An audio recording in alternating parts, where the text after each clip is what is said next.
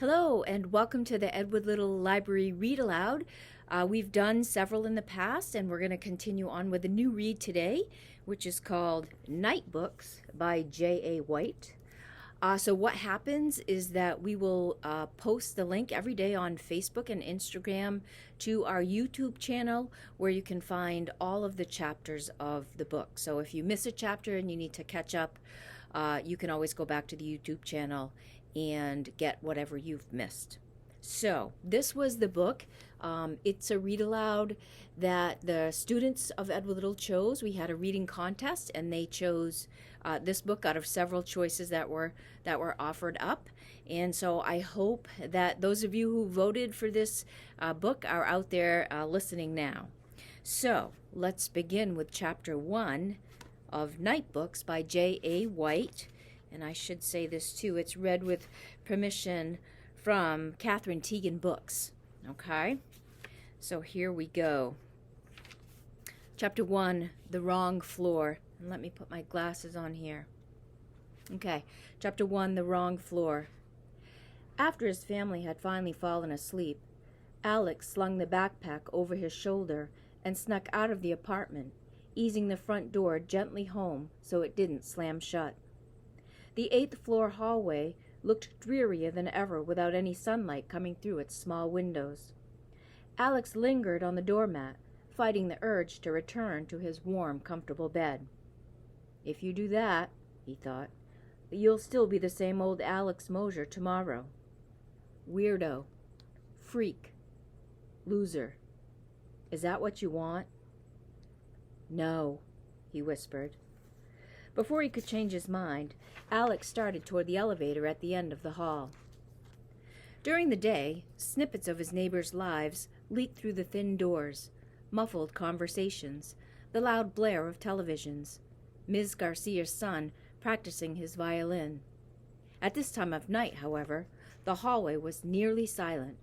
The only sounds were a grimy light bulb that buzzed like an angry hornet and a soft rustling from Alex's backpack, as though its contents were struggling to escape their fate. Sorry, Alex thought, feeling a wave of guilt. I wish I didn't have to do this, but it's better this way. He reached the elevator and pressed the down button on the cracked panel. Far below him, ancient gears squealed away the silence. Alex winced and peeked over his shoulder, hoping that the sound didn't wake any of his neighbors. The stairs would have been a quieter option, but Alex wanted to reach his destination as quickly as possible, so he didn't have an opportunity to second-guess his decision. Ding! The elevator doors jerked open with a pained squeak. Smudged mirrors paneled the walls. Alex stepped inside and clicked the B button. The basement was his favorite place in the entire apartment building. It was spooky and weird, and packed ceiling high with towers of knickknacks left behind by former tenants, like a graveyard for unwanted items. The most amazing part, however, was the boiler, an iron monster built nearly 60 years ago. Alex called it Old Smoky. It was his destination tonight. The elevator doors closed, and the car began to descend in slow, jerky increments. Alex tapped his foot impatiently. Though his backpack was far lighter than usual, it seemed to weigh him down like an anchor. I'll feel better after they're gone, he thought. Just toss them in the flames and walk away. Don't even stick around to watch them burn. Of course, Alex could have just dumped the contents of his backpack down the trash chute and been done with it, but that seemed cruel. Cremating them in Old Smoky felt more honorable, like setting the body of a fallen warrior aflame. Alex figured he owed them a good death, at least. After all, he was the one who created them. The elevator stopped. The doors creaked open. Alex tilted his head in confusion. Instead of the basement, an unfamiliar hallway stretched out before him. He checked the digital display at the top of the elevator. 4. Must be broken, he thought, jabbing the B button with his index finger. The elevator didn't move. Alex sighed with frustration. Looks like I'm taking the stairs after all, he thought. He stepped off the elevator and headed toward the stairwell. The fourth floor had the same basic layout as the eighth, but it was noticeably darker. Alex glanced up at the light bulbs, wondering if a few of them had burned out, but they seemed to be working fine. For some strange reason, however, their glow didn't radiate as far as it should, as though the darkness of this particular hallway was harder to penetrate than the ordinary kind. Just my crazy imagination, Alex thought, ignoring the cold sensation creeping down his spine. The bulbs are probably just old, or... He heard voices. They were coming from the apartment at the end of the hall. At first, Alex thought it was just the people who lived there. As he got closer, however, creepy music rose in the background, and Alex realized that the voices belonged to characters from a movie. He broke into a big grin as he recognized the dialogue. "That's Night of the Living Dead," he thought. Alex had been 4 years old the first time he saw the movie. He was supposed to have been asleep, but the strange sounds coming from the living room had piqued his curiosity, and so he had crept out of bed to investigate. His mom and dad were cuddled up on the couch, sharing a bowl of popcorn. Alex hid behind his dad's easy chair and trained his eyes on the television. He had never been so terrified or exhilarated in his life. By the time that his parents realized they had an unwelcome visitor, it was too late. Alex was in love. At the end of the month, his Thomas trains had been exiled to a bin in the basement, replaced by toy monsters, plastic fangs, and a stuffed ghost named Boo. He dismantled his Lego fire trucks and rocket ships and used the bricks to build a haunted house. At the library, Alex insisted on borrowing only the picture books with little Halloween labels on their spines, despite the fact that it was June. Night of the Living Dead had been his introduction to the world of creepy things, and for that reason, it held a special place in his heart. Hearing it now, an overpowering desire to watch the movie again fogged all other thoughts. He approached the door of apartment 4E, the static-filled soundtrack reeling him in like a fishing line, and pressed his ear against it. It was one of the earliest scenes in the movie, just before Barbara and her brother are attacked by a zombie at the graveyard. "I've barely missed anything at all," Alex thought with excitement. He had, for the moment, completely forgotten about his backpack and his reason for coming out tonight. All he could think about was the movie.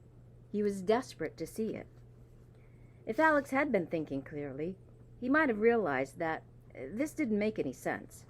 After all, he could watch Night of the Living Dead any time he wanted to on his iPad. Surely that was a better choice than knocking on strangers' doors in the middle of the night. Unfortunately, Alex was not thinking clearly. His green eyes, usually so sharp and inquisitive behind their glasses, had gone uncharacteristically flat, and his mouth hung open in a baffled expression, giving him a striking resemblance to one of the zombies from the movie. Alex knocked on the door with 3 quick taps. A woman answered almost immediately, as though she had been expecting his arrival.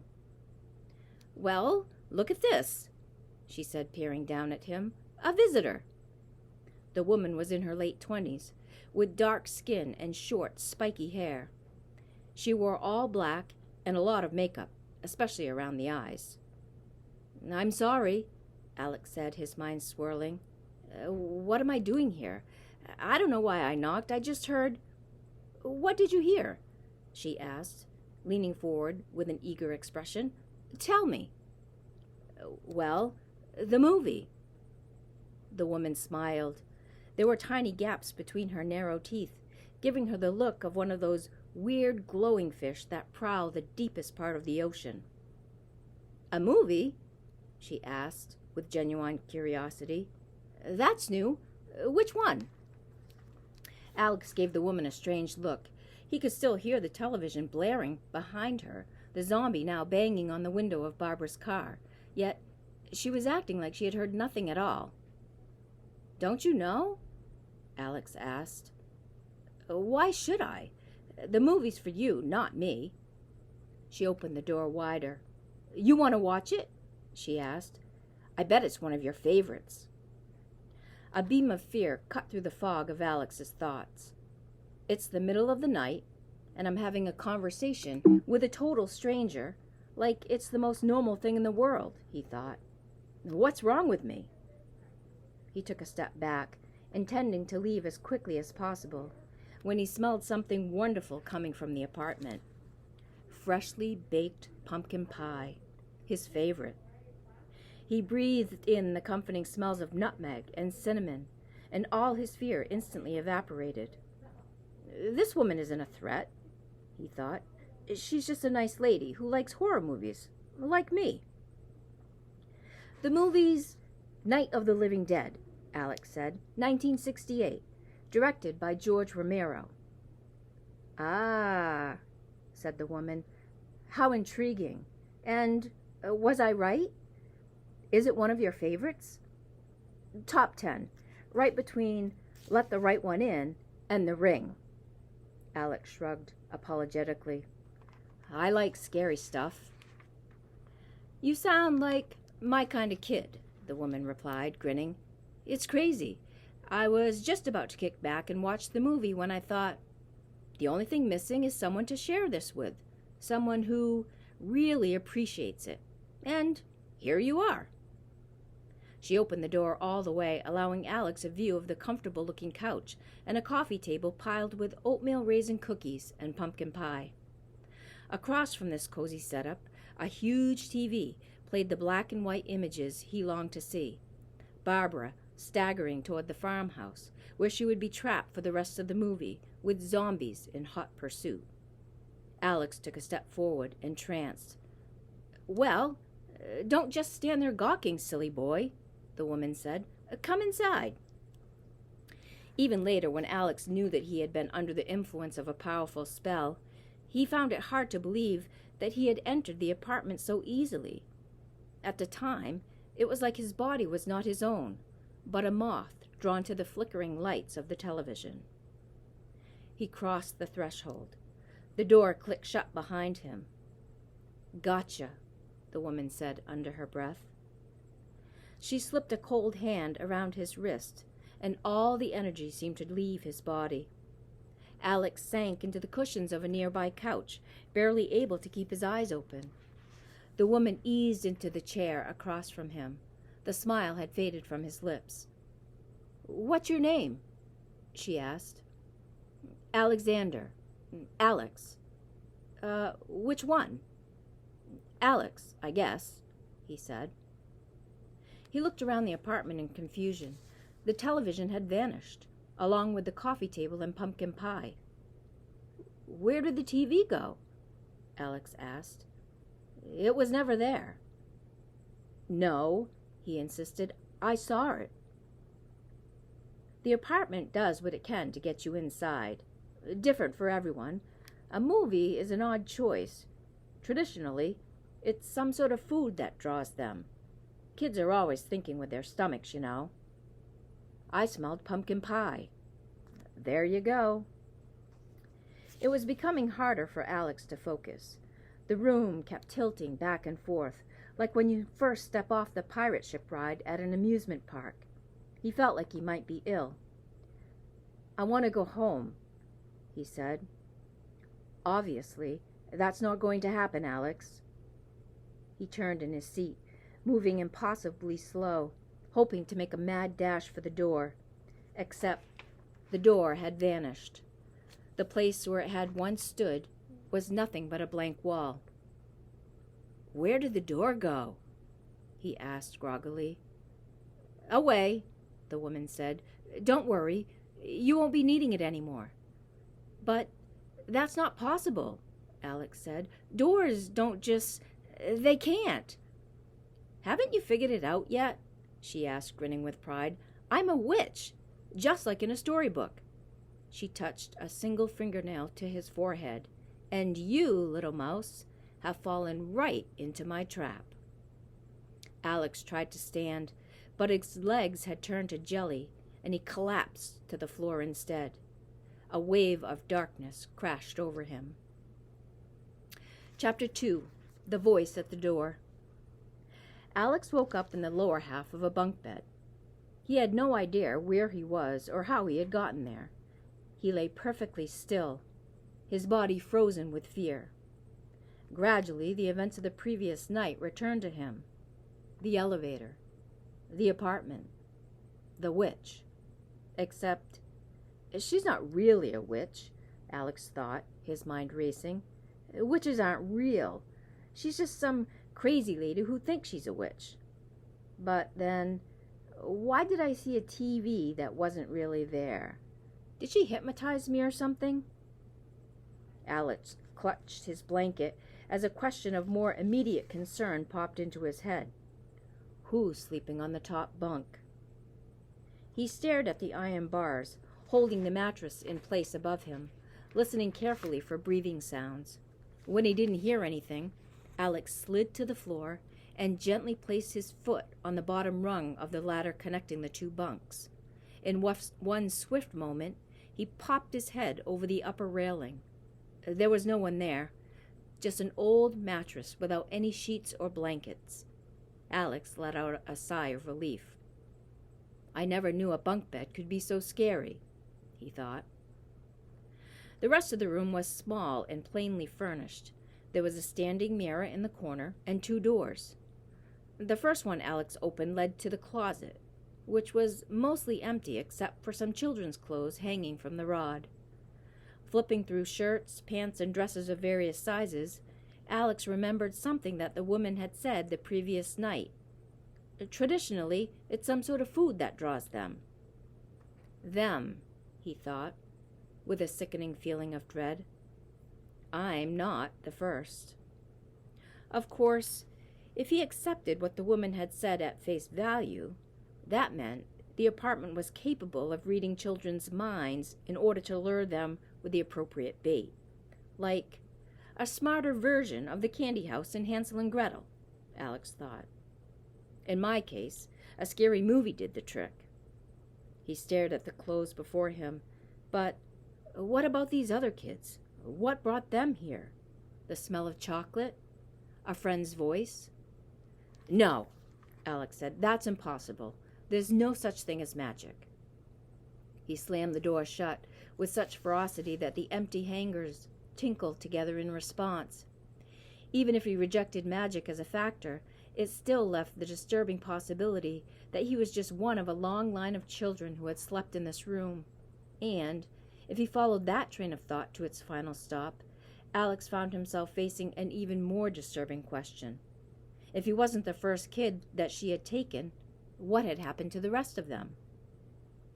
Before his overactive imagination could supply any morbid answers, Alex crossed the room to the second door, nearly tripping over his backpack in the process. This door was normal in every way, except that it had two keyholes instead of one. The upper keyhole was the usual kind, but the second bore a strange crescent shape. Probably a special lock, he thought, to keep anyone from escaping. Alex was so certain that attempting to open the door would be a dead end that he gasped when the knob turned in his hand.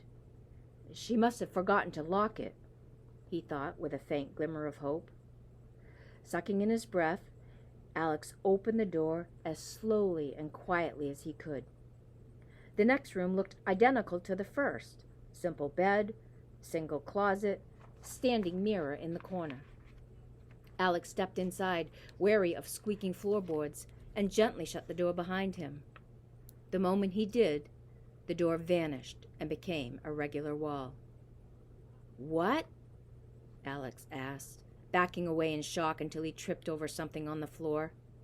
His backpack. It can't be, he said, shaking his head. That's still in the other room. After he checked the contents, however, there could be no longer any doubt. Either his bag had somehow teleported from one room to another, or something even stranger was happening. Trembling slightly, he opened the closet door. Children's clothes hung from the rod. They were identical in every way to the ones that he had been examining just a few minutes beforehand. It's the same room, Alex said in astonishment. He opened the door with 2 keyholes and looked back and forth between the rooms, searching for the slightest difference. There wasn't any. He could even see the door open on the other side of the second room, and then an endless series of identical rooms beyond this, like reflections in a maze of mirrors. Curious what would happen, Alex lifted his backpack and watched its twin rise into the air like a prop in a haunted house. It's a magical prison, he thought. There's no way to escape. Alex shut the door and took a seat on the edge of the bed. The wheels of his brain spun madly, trying to process the giant wrecking ball that had just tilted his world askew. Magic is real, he thought, his head in his hands. He stayed like this for a long time, until he was struck by a second idea. Rising to his feet, Alex screamed as loud as he could while jumping up and down and pounding his fists against the wall, trying to make as much noise as possible. "Help! I've been captured by a crazy woman! Call the police!" This place may be magic, but it's still inside a New York City apartment building, he thought. Not some house in the middle of the woods. Someone will hear me. Someone will. The walls began to shake. As a lifetime resident of the East Coast, Alex had never experienced an earthquake. What he was seeing and feeling right now, however, floor vibrating, walls shaking, was just as he had imagined an earthquake would be. Terror squeezed the air from his lungs. At any moment, Alex was certain that the floor would crack open and swallow him whole, or the ceiling would collapse, burying him beneath a mountain of rubble. And then it was over. What was that? Alex thought. He fell to his knees and waited for his equilibrium to return. That couldn't have been an earthquake, not in New York. But then, what was it? Alex heard a scratching noise and saw the doorknob start to turn. He had just enough time to notice that a key had been inserted into the crescent keyhole, not the normal one, and then the witch entered the room. "Why were you screaming?" she asked. "This apartment is enchanted. There could be an entire orchestra playing in the living room right now, and no one beyond these walls would hear a single note." She was wearing a flowing black dress with black boots and black lipstick. Her long black nails came to 10 sharp points. Around her neck hung a beetle encased in amber. It was black. "She sure looks like a witch," Alex thought. "All she's missing is a broom and a pointy hat." A dozen keys dangled from a ring in her hand. Some were the typical kind. Others were white and didn't look metallic at all. "Well, there was an earthquake or something," Alex said. "That was just the apartment settling itself. It happens from time to time." "Really?" Alex asked. "This felt pretty—" The woman vanished before his eyes. "Boo," she whispered in his ear, now standing behind him. Alex screamed and stumbled backward, nearly losing his balance. "That was amazing, wasn't it?" the woman asked, looking pleased with herself. "You want to see it again?" Alex shook his head, unable to speak. She's a witch, he thought. A real, live, honest-to-goodness witch. "Please let me go," he finally managed, the words little more than a whisper. "I won't tell anyone about this, really." "Alan, right?" she asked. "No, Alex."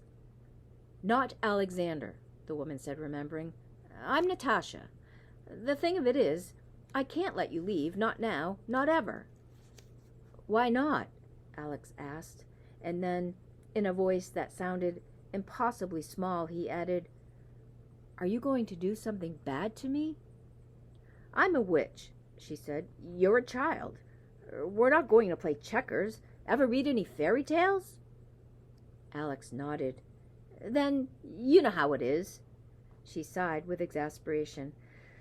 "I really don't have time for this today. I'm already late for an important meeting." Natasha looked him over, her eyes lingering on his stomach. She smirked. "You don't look like much of a worker. A few too many ice cream sundaes, perhaps. But then, what should I do with you? Well, you could let me go, Alex suggested. Oh, Natasha said, you're funny. Unfortunately, that's not the same as being useful. Whatever. If things don't work out, I'll just add you to my collection. She brushed her hands together in a cleaning up motion. Problem solved. What does that? Natasha checked her watch and let out a high-pitched scream. Now you've made me even later than before. You've only been here a few hours and you're already a problem. Not a good sign, Alan. She slipped through the door and slammed it shut behind her. Alex heard the bolt click home. Without any windows by which to judge the passing of time, the hours smudged together, making it difficult for Alex to determine how long he had been trapped inside the room. 4 hours? He wondered. 8? There was no use trying to escape. He had been back and forth between the two rooms at least a dozen times. He didn't bother screaming anymore. Alex believed Natasha when she said that no one would hear him. After all, he had seen her vanish before his eyes and magically teleport across the room. Being able to soundproof her apartment didn't seem like much of a stretch. Alex cried for a while. He tried not to, but he couldn't help it. He felt cold and scared and alone, and a little disappointed. All his life, he had loved scary stories, and now he was inside of one. It should have been fun. The problem was the witches Alex had read about in books were story scary. This was real scary. It was a big difference. What is she going to do with me when she gets home tonight? Alex wondered. His imagination, as usual, leapt to the darkest conclusions. She might eat me, or boil me in a cauldron, or chop me up into ingredients for a spell. Gruesome images flashed through his mind, each worse than the last. Alex wanted to shut them off, but it wasn't as easy as turning a valve or flicking a switch. All he could do was wait it out. Finally, he heard footsteps. At first, Alex thought that Natasha had returned, and his heart began to drum in his chest. This is it, he thought. Only, instead of unlocking the door, the mysterious visitor hesitated just outside the room. A long shadow stretched beneath the crack of the door. "Hello?" Alex asked. "Is somebody there?" He heard faint breathing behind the door. "Please," he exclaimed, "she's going to be back soon. You have to help me." The silence stretched on and on. Alex was starting to wonder if his imagination was getting the best of him when he heard a girl's soft voice. "She likes stories." Floorboards squeaked as the shadow beneath the door retreated. In moments, Alex was alone once again. So that's the beginning of our story Nightbooks. We will continue right here tomorrow at 3 o'clock in the afternoon. Remember, check for the link on Instagram or Facebook, and the link to the YouTube channel, the Edward Little YouTube channel, will be there. Thanks for joining in today, and I hope that you can all listen in again tomorrow. Have a great day, everyone.